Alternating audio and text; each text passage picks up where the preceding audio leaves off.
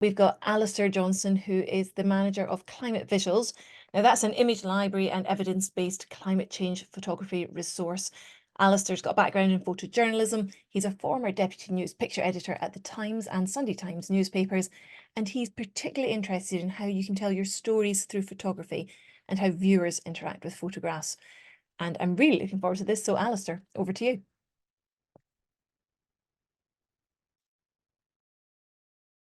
Okay, thanks very much, Kirsty, and hi everyone. Nice to be here and great to be talking to you all. I'm Alastair. I run the Climate Visuals project at Climate Outreach, which is a charity in Oxford in the UK. And today I'm just going to be talking a little bit about what we say makes for impactful climate change photography. And this is based in some of our social science research, and then also some key principles and considerations that we think are worth having in mind in your photography of the climate and also of weather too. So firstly, just a little bit about Climate Visuals. So Climate Visuals is the world's only evidence-based and impact-focused climate photography resource. We publish guidance on effective climate change photography that's based in international social science research. And also we run an image library that's trusted by over 10,000 communicators and users globally. And all the images in this library, there's over 1,000 there now, and we're continually adding more, really embody our evidence base and guidance as to what makes for an effective photograph of climate change. So at the heart of our evidence base and our research is the 7 climate visuals principles. And these we came up with in 2016, and we've been trying to break them ever since, although we haven't quite managed yet. But these principles, they're based in international social research on how audiences respond to different images of climate change. And they're a useful guide when you're working on taking photographs, working with photography, publishing it, distributing it, and even just looking at it as well. And thinking about what makes for a compelling photograph of climate change and a photograph that will really engage audiences and engage your viewers. So to run through the 7 principles, the 7 core principles, these are: show real people, tell news stories, show climate change causes at scale, show emotionally powerful impacts, understand your audience, show local but serious impacts, and be careful with protest imagery. So I'm going to go through these all in a little bit more detail now. So we'll start off with show real people. So we've found in our research that photographs that show a person expressing an identifiable emotion in the image are powerful. And our discussion groups often favoured authentic images over staged photographs, which they commonly saw as gimmicky or even manipulative. And actually, even beyond within that, photographs that included politicians around climate change were particularly low on credibility and authenticity, and attracted some of the worst reactions from audiences in our discussions. So when you're thinking about images of weather and you're taking images or you're selecting images of weather, it's worth thinking about, can you add in a human element, a relatable human element? Maybe that's for scale or just some kind of human connection that your viewer can identify with. So here we have a picture of a farmer posing for a portrait when his farmyard and land flooded in a sort of wide-scale flooding event in the Somerset Levels in 2014. And again, we have him here stood in one of his flooded farm buildings with some equipment as well. And then this is an image that we have in our Climate Visuals library that was taken in Bangladesh, and it shows 5 fishermen praying for a benevolent sea in Bangladesh. And this was a year after a cyclone devastated the region. So all of these photographs, they're images of impacts of climate change, they're images of the impacts of extreme weather, but they also have a human element. They bring in a human connection to the photograph, and that's something that we found audiences respond to really well. The second principle is tell news stories. So when we show images to people that they can quickly and easily understand, these are often quite familiar classic images, such as those of smokestacks or deforestation, or the very classic image of climate change that is a polar bear clinging to a melting iceberg. These were often positively responded to on a very initial reaction. So they're a good way of signifying to people that this is a story about climate change. This is an image of climate change. So in that way, these images might be useful if you're using photography to communicate with people who maybe don't have such a detailed knowledge of climate change or aren't so engaged with climate change as an issue. But something that we really advocate for in this is that these images, whilst they're good icons of climate change, they actually don't engage audiences in the way we think photography needs to. They actually promote a feeling of cynicism, a feeling of fatigue, and people are very familiar with them. They don't have the depth of engagement. So whilst they might be an effective way of communicating to your audience through photography that this story is about climate change, you have to consider, is that a story that they want to hear? And actually, when you're thinking about taking photographs of climate change or publishing photographs about climate change, you should be looking for less familiar and therefore more thought-provoking images that can really help tell a new story and sort of remake the visual representation of climate change and weather in the public mind. So a nice example of that is this image, which is a Quinault Indian man harvesting for razor clams before dawn in the Pacific Northwest in the USA. And this is something that the Quinault Indians have done for over 10,000 years. But just a few years ago, they actually decided to move their village, their settlement, away from the coastline and away from the mouth of the Quinault River. And this was due to the growing risk of inundation and flooding. So again, here you have a detailed story about climate change. You have a detailed story about the impacts of extreme weather, but it's told visually in a new way, a really compelling way, a really engaging way. And going back to the original principle as well, it's telling a real story about real people. So you're really kind of pushing the kind of visual language of climate change. You're showing a new way of thinking about it, a new way of telling that story through photography. And that's a really effective way of engaging audiences. The third principle is to show climate change causes at scale. So it's worth remembering when you're thinking about your audience that people don't necessarily understand the links between climate change and their daily lives. And they don't necessarily make the links from individual causes of climate change to climate change itself. And if they do make these links, photographs that kind of appear to pin the blame on individuals might provoke quite defensive reactions. So what we say is when you're visualizing the links between these causes, between problematic behaviors and climate change itself, is worth kind of visualizing them at scale. We're using photography to show the scale of these problems. So if you were thinking about transportation and emissions from transportation, you might show a congested road network or highway rather than a single driver. If you were thinking about the impacts of fishing, you might show industrialized commercial fishing rather than an individual fisher person. Or if you were talking about energy production, you might use an image such as this one taken in Poland, which shows a vast open cast coal mine along with a coal-fired power station. So there you're kind of, obviously scale is at the heart of this image. The scale of this image is part of its power, but you're also talking about the subject on a big scale, on a massive system scale. So that's a good way of communicating the scale of causes, the scale of problems to your viewer through photography. The next principle is to show emotionally powerful impacts. So we've found, and I'm sure this is something that you can all relate to, that people viewing images of climate change impacts, particularly the ones of floods and the destruction wrought by extreme weather, they're more emotionally powerful often than those of climate change causes and obviously of solutions as well. And we found that audiences are much more moved by these images of impacts than they are by those of causes or solutions. So we found that because these impact images are particularly emotionally powerful, they can also prompt a real desire to respond in an audience. And I think we can all probably imagine a number of images of extreme weather and weather disasters and climate change impacts that have really sparked an emotional response in ourselves. But it's important to remember within these, and this is particularly true in photojournalism, that these images of impacts of extreme weather, they can be really overwhelming to audiences as well. So what we suggest in terms of visual storytelling, in terms of climate change photography, is that you couple these images of emotionally powerful impacts, emotionally powerful climate change impacts, with those of concrete behavioral action, with solutions, with forward-thinking images as well that kind of push towards solutions. They suggest action that people can take, a kind of future to the narrative, but they also acknowledge the importance and the emotional power of the images of impact as well. And again, it's important with impacts to include that human connection, that level of relatability for your audience. Again, that's another thing that people respond really strongly to. So here we have an example of a photograph of a mother and child, and this is in Bengal in India, and their home is flooded as a combination due to additional rainfall and also high tides, which can flood homes in the region. And so you've got a really compelling, quite emotionally charged image, again showing the side kind of scene of mother and child, and then also the home and the surroundings of the home above the floodwater.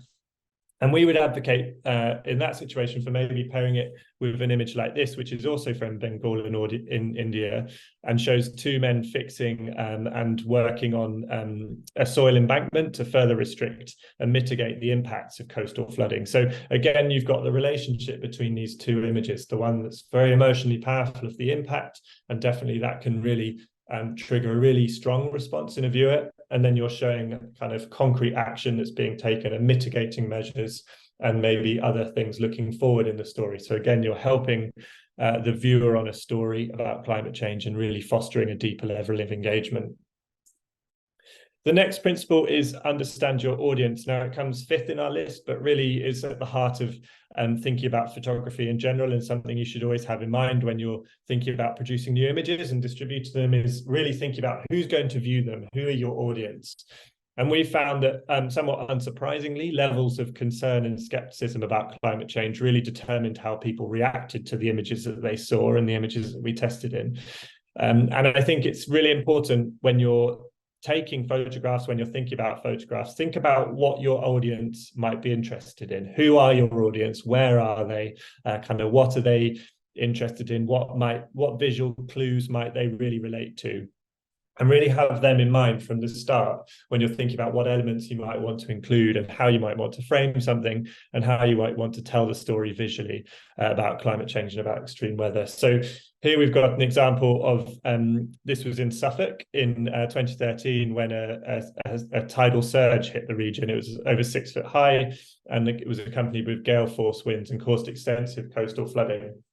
But it works as a visual cue because it's got the famous Southwold beach huts at the bottom. They're quite an iconic scene in that region, and you can make out the colours. You can see them along the coastline.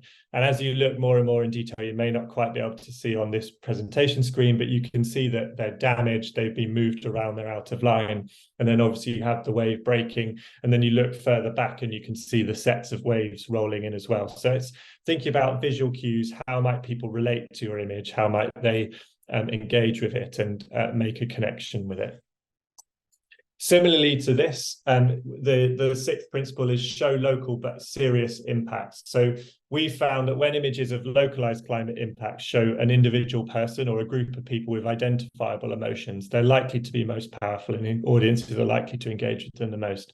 But there's a really important balance to be struck here, and it's the same with verbal and written communication about climate change too. And that is that you have to strike the balance between localizing climate change so that people realize the issue is relevant to them, but not overly trivialize the issue by not making clear enough the links to the bigger picture. So through photography, you want to think about how you can make people, make the connection with people, take people on a journey in a story, and make the connection between local experiences and the big global picture too. So maybe it's sequential use of photography, maybe it's telling clever stories in your use of images and how people are responding to different things, but how can you connect and make people see the connection between a very local experience and a more global picture too. So help your viewer to make connections between local and global experiences, suggest a kind of shared experience within the wider global experience of climate change and a sort of solidarity between local and global effects and impacts. So here back in Somerset, we have a sort of a tattered Union Jack flag flying above a flooded house on the Somerset levels, and also a photograph of the British Red Cross because they were delivering emergency aid to some villages that were stranded in the floodwater for a number of weeks. So again, that's a very UK-focused selection of images of an impact of climate change. And you could pair that here alongside a scene from Waterlogged Street in Kolkata due to incessant rains after a deep depression in the Bay of Bengal. And then here, moving to New York City, this is damage to New York transport infrastructure after Hurricane Sandy. So through those 3-4 images, we're kind of taking the viewer on a story, on a connected experience, And you're really showing the links between localized experiences of extreme weather and climate change, and a more global picture as well. So photography can be really powerful in that journey. And then the final climate visuals principle is be really careful with protest imagery. So I'm sure you're all familiar with images of climate and environment protests being used to illustrate stories around climate change. But we've found that images depicting protests often attracted widespread cynicism and actually some of the lowest reviews from audiences in our survey. And in the discussions we had about this, images of what people often described as typical environmentalists only sort of resonated with the people in the groups who already resonated with the subject of the protest itself.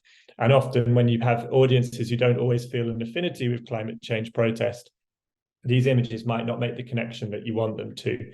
However, there's a really important nuance to this as well, and that's that protest images that show people who are directly involved and affected by the impact and the issue at hand are seen as really authentic and more compelling by audiences. And there's a good example of this here, again in Somerset, and this is a protest by local residents who were affected by the flooding there. And this was their kind of campaign about some of the response to the incident. And these kind of stories, these kind of protests are viewed quite favorably by audiences, and they're really compelling and authentic. And this is a really good example of another protest image. It's taken in Australia on the Gold Coast, and it shows surfers protesting against new offshore drilling licenses in the Great Australian Bight. And I love this image. I love the aerial view. I love the color. I love the scale. And I love the fact that as long as you keep looking at it, you start to see more and more protest banners, you pick out different messages and things like that. This is a really good example of needing a caption to give you a little bit more information, a little bit more context about an image. And that's something I'm quite keen to get onto in just a second. So that's the 7 climate visuals principles. Obviously, they don't apply to every image and they don't all apply to each image every time, but they're really interesting things to think about how your audience might respond to photographs of climate change and extreme weather, and something to have in mind. Some other things that I would really recommend you think about as you're photographing climate change and the climate in general, and also weather as well. And firstly, that's starting off with who's in your photograph. So when you're photographing weather events, when you're photographing climate change, basically when you're photographing anyone or anything and you have people in your photograph, you need to be really careful and centering the priority of establishing informed consent with the person in your image. So informed consent is, does the person in the photograph, have they given you their permission to be photographed with a full knowledge of where, when, how, and for what purpose the photographs we publish? So that's quite a detailed conversation. And it's really important because obviously photographs go on to have a bit of a life of their own, and you can't necessarily control all of that. So you want to have had a really comprehensive, detailed conversation, respectful conversation with the people in your images, and navigated that issue of informed consent, and really center that in how you're approaching taking photographs. It's also really important to treat those you're working with photographically with dignity and respect. And that is both between you as humans, but also in how you are representing them in your photographs. You want to represent people in your photographs. Particularly, this might be an issue in instances where you're working with the impacts of climate change or the impacts of extreme weather. You really want to ensure that you're photographing and representing people with dignity and with respect. Part of that also is avoiding reinforcing visual stereotypes and being aware of biases that can result in misrepresentation in imagery. And also making sure that you really depict people with agency in their situation. And this is particularly true, again, when you're looking at traumatic situations such as those in the immediate aftermath of extreme weather and other climate change impacts. You don't always want to visualize people as helpless victims. You want to depict them with agency in their situation, and also, again, with dignity, respect, avoid reinforcing these stereotypes. And at the heart of it always has to be informed consent between you and the people in your photographs. Next is a little bit on captions. I think we obviously all very fond of saying that a photograph can speak 1,000 words, but I think it's always worth adding a few more with a caption underneath it. And I think photography can be very, very powerful, but it shouldn't be overlooked, the power of a good caption and the amount of context and detail you can add to it. So when you're publishing your photographs, when you're sharing your photographs, you should be thinking about how you can use a caption to add context and add detail. Can you maybe make the link between weather and climate through additional information in the caption? And can you really take the viewer and your audience on that journey with you and learn more about the context and the subject in your images? It's important to remember that people don't always view photographs in the same way. They don't interpret photographs in the same way. And that's something that is really, really exciting about photography too. And it's always fascinating to see how different people arrive on different interpretations of images. But can you use a caption to maybe steer that story and tell the story you want to? And again, add the context and the nuance. And all of these things, all of these points about captions are ever more important in an age of AI image generation. And photography has such a powerful role to play in telling stories of climate change and really distributing facts and important stories and the reality of people's experience of climate change. And captions, provenance of images, crediting, dates, all this kind of key facts, all these key information, key pieces of information that can travel with photographs are really, really important. So again, comprehensive captioning is vital, and ever more so in this new age of AI image generation. And then just finally, just a few thoughts on where people will see your photographs. We obviously talked a little bit about knowing your audience, but this is more about the practicality of where they might be displayed. We used to primarily shoot photographs with newsprint and magazines in mind, and I absolutely love printed photographs. I love printed newspapers, I love magazines, and I love seeing photographs printed really big on the wall. But the reality now is that most people will probably see your images on a website, and increasingly they'll probably be looking at them on a small phone screen as well. So does your image work at all scales? It's lovely when it's massive on the wall, but is it as powerful as it can be on a tiny screen as well? Particularly, will it work in a portrait crop, which is so often how people see things on social media? Or is there another way you can frame it? Can you think about it slightly differently because you know that's maybe primarily where people are going to see the image? So thinking about all these things as you're taking your photographs, as you're thinking about how to frame a scene in front of you is really important. And then just finally, we spoke a little bit about captions just before, but when you're sharing images, if you're sharing photographs that you know need captions for that additional context, for all that additional information, can you guarantee that that caption will follow it around on its journey where it's published? And if not, is there another way you can photograph a scene that doesn't require the same amount of additional information in a caption to explain the story? So these are all things that are worth thinking about as you're taking photographs, as you're sharing photographs and publishing them. I think photography is such a powerful way to explore the issues of climate change and to communicate the realities of weather and climate to people. And we should all be thinking about these things the way we can most effectively tell those stories visually in our own work. So hope that's been useful, and I'll hand you back to Kirsty.